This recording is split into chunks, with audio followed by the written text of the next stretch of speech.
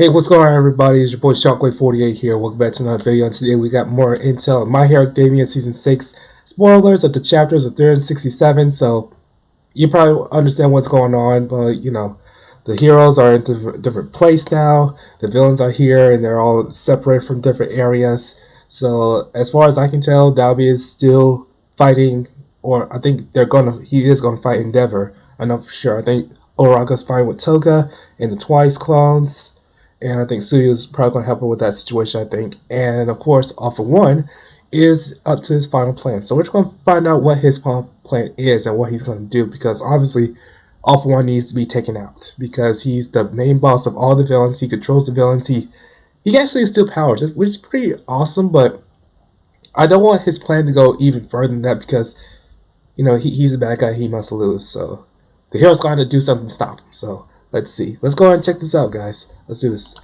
My Hero Academia chapter 376, All For One finally makes his move and tries to use the chaos to begin flying over to Shigaraki's area. Now, it's probably a good thing that Hawks was able to intercept All For One because we have no actual idea what he plans on doing once he gets to Tamura's area, but in this video we're going to discuss exactly that and theorize what All For One actually wants to do when he reaches Shigaraki. So All For One has claimed that he wants Kurogiri's quirk so he could travel around the battlefield easier, but thankfully he isn't able to use his mud teleportation quirk at the distance that he's at currently from UA, so that means the one kind of saving grace for Team Endeavor and for the heroes right now is the fact that All For One can't just so easily hop through the battlefield and go exactly where he needs to go. If they are able to potentially somehow, I don't know how, stop him right now, then everything would kind of leave the range of where All For One seems to have planned, right? Because his plans include him going to Tamura, but if they keep him from going there like Hawks is seemingly trying to, then I wonder how everything would begin to fall apart. Now, All For One states that Shigaraki, or that thing, still isn't complete, that there's still something important that he has to do to him to make him complete,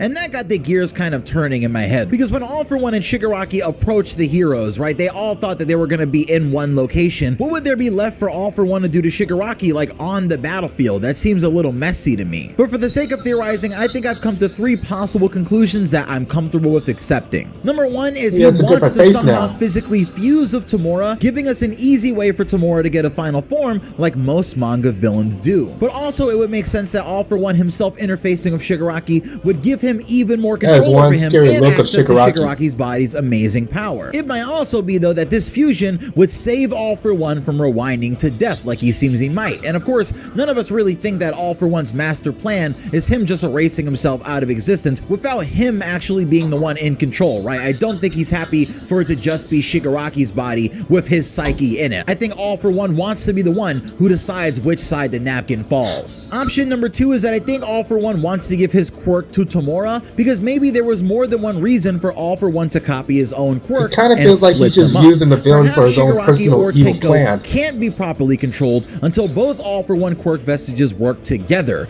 or perhaps something exciting will happen when Shigaraki receives the other All For One. And this is a very, very weird instance because I don't know if you've ever seen a person with the original version of a quirk and the copy of that quirk in their body at the same time. I just don't really know how that would work, or if the 2 vestiges would work together or make it double stronger. Like, how would that really work out, especially considering the 2 different All For One variants have completely different loadouts, or at least pretty different loadouts with maybe a couple shared abilities between them. And lastly, I'm not going to discount the thought that there might be a quirk that All For One has that he has to actually use on Shigaraki to complete his transformation. And if he doesn't, Shigaraki is going to morph into a grotesque monstrous being like in Akira, which would track since the last time we saw Shigaraki, he was swelling up like a balloon, and we've already seen him spawning a bunch of warped and twisted flesh. I think this would work because All For One does tend to solve all of his problems using quirks, but also Shigaraki does have a lot of parallels to Tetsuo and just Akira in general. Regardless, All For One wants to reach Shigaraki, and I don't know if Hawks is going to be able to stop him from getting there, but let's say All For One somehow does make it to Deku's area. This would give All For one final chance to leave an impression in Deku's head, or to try to mentally break him somehow to distract him from the fight. He could also just flat out help Tamura in the battle, giving Deku 2 All For One holders to fight at once. And most importantly, his arrival would mean that someone else has to step in to help Deku, because we know soon Deku is going to reach the limit of the Gear Shift quirk's timeout. So without being able to end things quickly, it will become a very, very tough situation. Now, I've been saying for a while that I do think Bakugo is eventually eventually going to get up and continue his quirk awakening, but I thought maybe that's what they would need to fight just Shigaraki. How much would they need to fight Shigaraki and All For One? Lastly, I do believe All Might is in UA along with Nezu and the others in a sort of battle station. Could we actually see All Might coming out to try to help Deku, and could All Might mimic Deku in the first chapter by running quirklessly to his student's aid? Night Eye did predict that All Might would die, so could that finally That would happen be suicide here, or will Deku change if the he did future, try to help and if Deku. so, how? Or because of the fact that All For One is the one permanently being rewinded this time, will things go his way instead?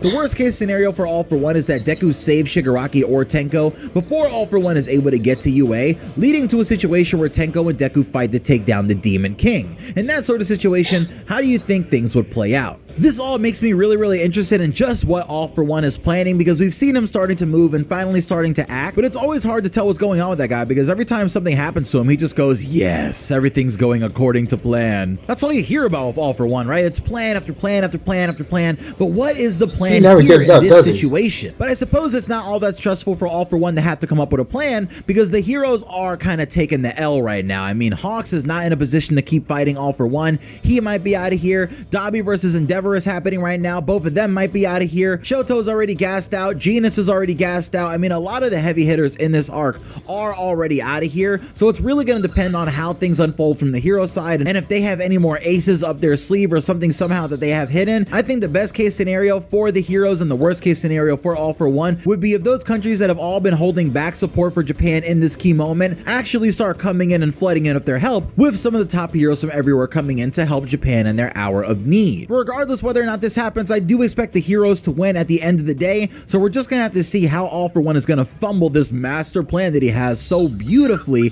that it's gonna make us all just wonder, wow, why do we ever take that guy seriously? Okay. This is a very interesting chapter to hear for what he just explained from this entire video. Apparently, All For One is, as my perspective, this is my opinion. I don't know if it's true or not, but I'm just going to say this.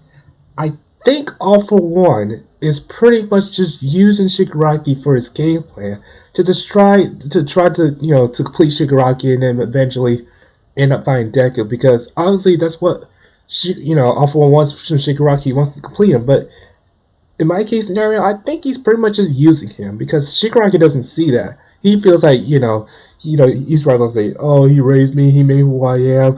I had nobody else to, to be family." And I mean, if I was in this chapter right here, right now, I'll probably say, Shigaraki, you may not have a best childhood in your past, but as for right now, you are not really in a good position to be completed yet. You still got the cough medicine, Joseph needed. So, yeah. Alright, ladies and gentlemen, that's it for today's video. Thanks for watching, and I'll see you guys later. In the meantime, stay tuned for more videos along the way. This is Sean with 48. Peace out.